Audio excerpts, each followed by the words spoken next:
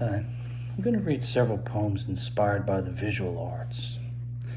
I don't claim to be an expert on art, but I know one thing. Some people try to pick up girls and get called assholes. This never happened to Pablo Picasso. The first poem is based on Edward Hopper's painting Gas, which reminds me of a lot of roads into Pine Barrens.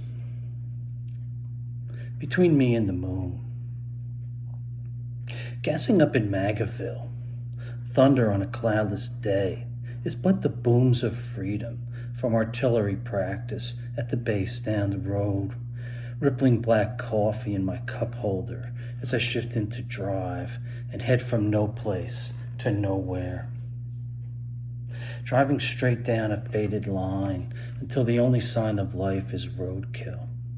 Eventually the pavement ends and the burnished death throes of the sun yielding to night. Nothing remains between the moon and me but gravity, and I'm not even sure of that anymore. When I wake, my bullet-addled brain is possessed of the devil, and my shoeless soles are glazed in dewy mist hanging off the bed of a beaten-down pickup truck.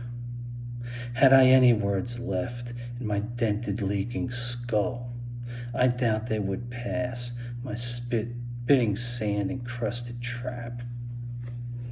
Thank you. This poem came out of a discussion I had with a friend who made my teapot. It's also about the art of pantomime. Miming the artist. From aspiration to life, any eminent fair, balloon animal dachshunds chasing soap bubbles, face-painted ponies and anime imps. Enter the mime in clown white and flats, master of pose and a silent phrase, about to make a flower vase, organic as a god who grows trees. Slipper toe extends to pull illusory potter's stool across dusty workroom floor, squatting as if to sit. Between the knees the wheel, and on the wheel the turning earth, and on the earth the seeded soil, pressing inured upon the heel of sure and lenient palm, while pinching fingers in measured balance begin to wick the liquid cylinder, coax clay to rise through finite fungible space, in counterpoint to gravity, the lift aggressive, but with no effort beyond the will of belief. When the extant form tumescent nears shoulder's height, the artist's arms branch in prayerful grace, and she, the peace, and the peace, the three, in nounless breath, achieve unity.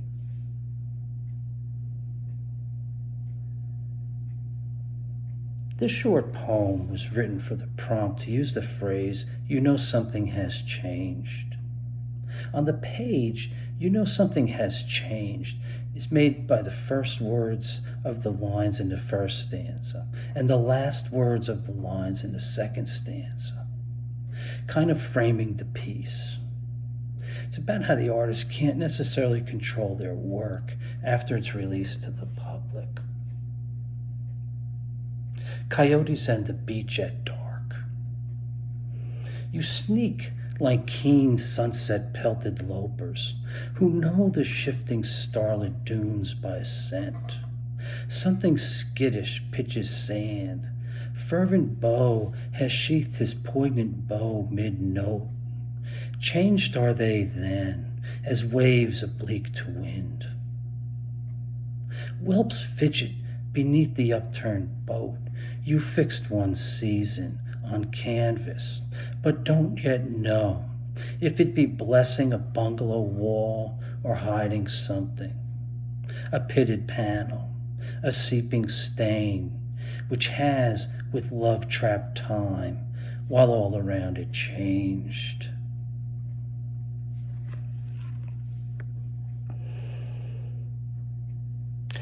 This is literally brand new shit I just wrote.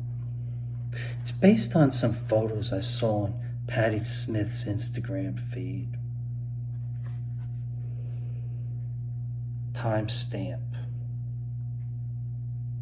Guns don't kill people. Neither does this letter write itself. Bitch the black and white hand, poised, apprehended, dangling over the divide between purpose and paper. Gripping the quill, draining insidious ink or blotched blood, captured on Polaroid, overexposed when ill-protected, after ejaculation. Forgotten in a shoebox of indiscreet dreams, tasteless trinkets, gumball jewelry, skee-ball stubs, parkway slugs, lace and leather love loops, keys to lost locks, watercolor words on puckered postcards unsent, affixed with forever stamps that I could mail any time just to ruin your life in a serrated second of my most meanest spleen.